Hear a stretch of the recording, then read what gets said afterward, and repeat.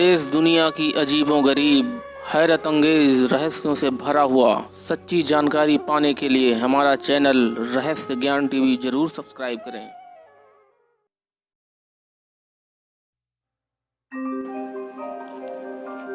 ऋषि मुनियों और देवताओं की तपोस्थली नैमिषारण्य। नैमिषारण्य तीर्थ भारत के सीतापुर जिले में स्थित है। इस पवित्र स्थान का मार्कंडेय पुराण में कई बार जिक्र हुआ है। इसके अलावा इस स्थान का जिक्र रामायण में भी मिलता है।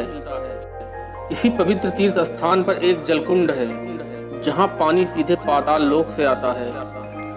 दोस्तों, इस वीडियो में इसी पवित्र तीर्थ स्थान से जुड़ी जानकारी लेकर हाजिर हूं।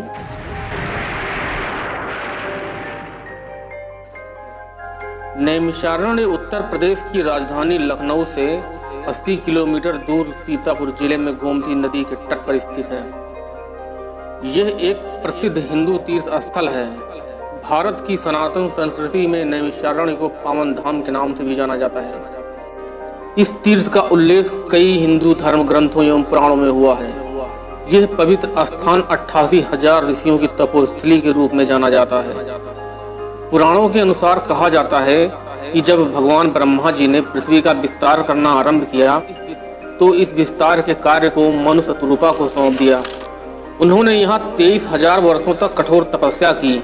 इसी तपोभूमि पर ऋषि दधीच ने अपनी अस्थियां देवराज इंद्र को दान दे दी थी ताकि वे असुरों का विनाश कर सकें। शास्त्रों में बताई गई एक कथा के अनुसार एक समय असुरों के भय से दुखी होकर ऋषिगण ब्रह्मा जी के पास गए और ब्रह्मा जी से कहा कि हे सृष्टि के रचयिता, हमें पृथ्वी पर ऐसी जगह बताएं जहां हम बिना भय और डर के धर्म कार्य और अनुष्ठान कर सकें।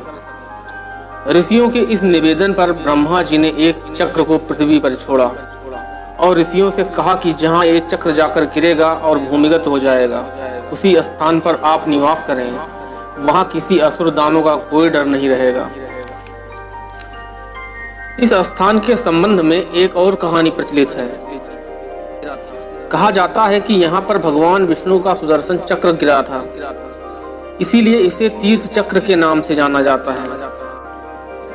नैमिषारण्य में चक्र तीर्थ, भूतेश्वर, व्यास गद्दी, हवन कुंड, ललिता देवी का मंदिर, क्षेमकाया मंदिर, पंचप्रयाग आदि प्रमुख मंदिरें हैं जो पूरे देश में आकर्षण का केंद्र हैं। यहाँ एक सरोवर भी है जिसका मध्य भाग गोलाकार रूप में बना हुआ है। आश्चर्य की बात यह है कि इसमें से निरंतर जल निकलता रहता है।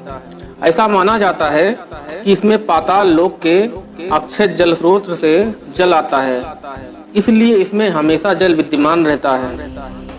यहाँ स्वामी नारदानंद जी महाराज का आश्रम है जहाँ ब्रह्मचारी प्राचीन परंपरा के अनुसार शिक्षा प्राप्त करते हैं। ऐसी मान्यता है कि कलयुग में समस्त तीर्थ नैमिष क्षेत्र में ही निवास करेंगे।